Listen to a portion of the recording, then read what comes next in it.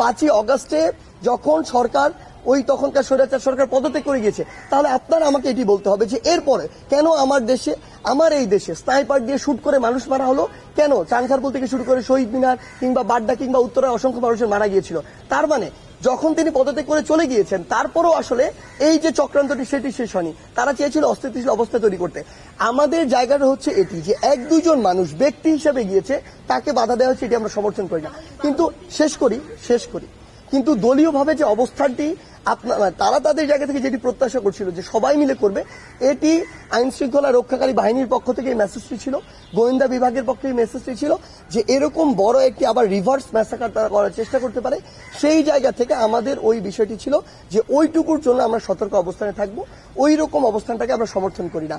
এখন যে কথাটি বলা হচ্ছে এখানে উনার জায়গা থেকে যে সূর্য সেন হলে এটি হয়েছিল, দেখুন শিক্ষার্থীরা এই যে আন্দোলনটি করেছে, আওয়ামী লীগের কিছু অন্ধ ভক্ত ছাড়া বাংলাদেশের যত % মানুষ আছে সবাই এটার সাথে সরাসরি যুক্ত ছিল।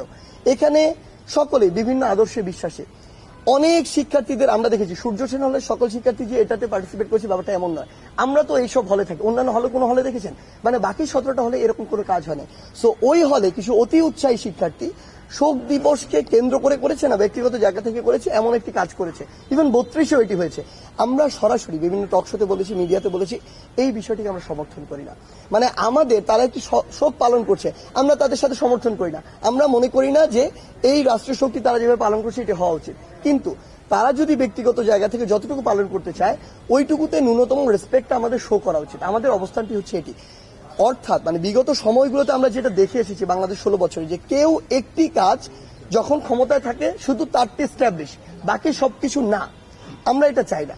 সবাই সবার মতো করে লিমিটের মধ্যে থেকে যতটুকু করা উচিত ততটুকু তারা করবে, এবং ওই রেসপেক্টটুকু আমাদের তাদের প্রতি শো করতে হবে। আমাদের অবস্থান হচ্ছে এটা। কথাটা হচ্ছে আপনি যদি দায় দিতে চান, দায় আমাদের সবাইকে নিতে হবে। দায় আপনাকেও নিতে হবে, আমিও নিব, আওয়ামী লীগও নিবে, প্রত্যেকটা দল নিতে হবে বাংলাদেশে।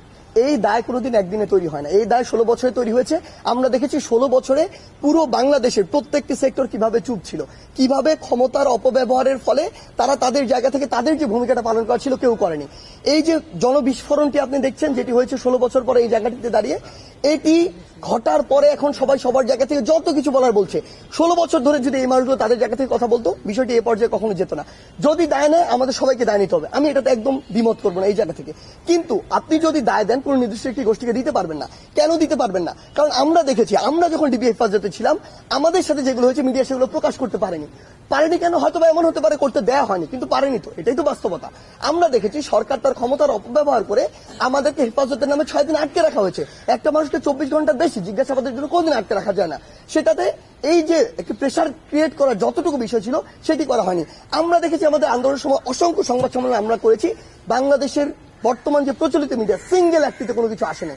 তার আপনাদের যতটুকু পালন করার কথা ছিল আপনারা করেননি, ওই দায়িত্বটা আপনার উপর বর্তায়। সেম ভাবে আমি কর্মসূচি ঘোষণা দিয়েছি। আমার কর্মসূচি আমি ধরে নিচ্ছি যে বিভিন্ন মানুষজন সেখানে তাদের রাজনৈতিক উদ্দেশ্য বাস্তবায়ন করার জন্য বা দেশকে অস্থিতিশীল করার জন্য, ইভেন ইফ আওয়ামী লীগ, ছাত্রলীগ, যুবলীগ, তাদেরও অসংখ্য মানুষজন বিভিন্ন ছদ্মবেশে ওখানে ছিল এই কারণে যে তারা একটি অস্থিতিশীল অবস্থা তৈরি করতে চায়।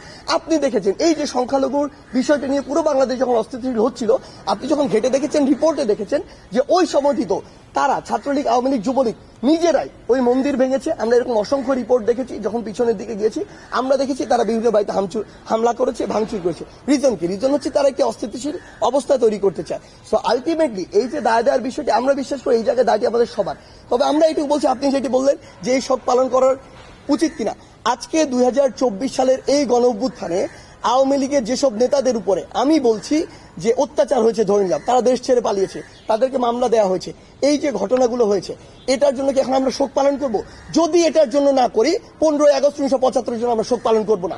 আপনি দেখেছিলেন ওই 15ই আগস্ট 1975 যখন এই ঘটনাটি ঘটে, পুরো বাংলাদেশ ব্যাপী মিষ্টি বিতরণ হয়েছিল। কারণ কি? কারণ ওই 72 থেকে 75 ঘটনা যদি দেখেন, তখন স্বৈরাচার বা ফ্যাসিস্টের চরম একটি মাত্রা ছিল। ইতিহাস ঘাটলে আমরা এটি দেখতে পাই যে তখন আসলে আলটিমেটলি যা হয়েছিল এক জায়গার নির্দেশ থেকে হয়েছিল। এটি বাংলাদেশের মানুষের কোনো ঘটে না।